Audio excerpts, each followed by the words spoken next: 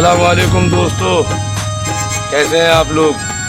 मैं चांद कादरी दिल्ली से इंशाअल्लाह ताला 31 मई 2022 को आपके धामनगर उड़ीसा में आ रहा हूँ। आप लोगों से दरख्वास्त है, आप लोग तशरीफ़ लाइएगा, इंशाअल्लाह ताला बहुत लुत्फ़ आएगा।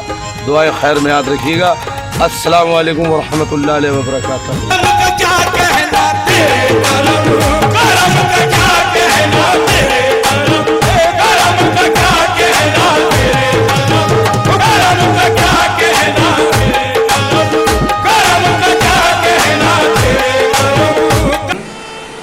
अस्सलाम वालेकुम दोस्तों, मैं सलीम जावेद 31 मई 2022 को धामनगर उड़ीसा में आ रहा हूँ।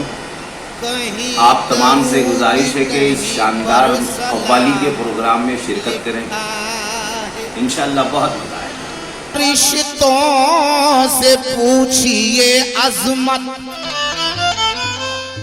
मेरे कलम ने मोहम्मद का नाम लिखा है।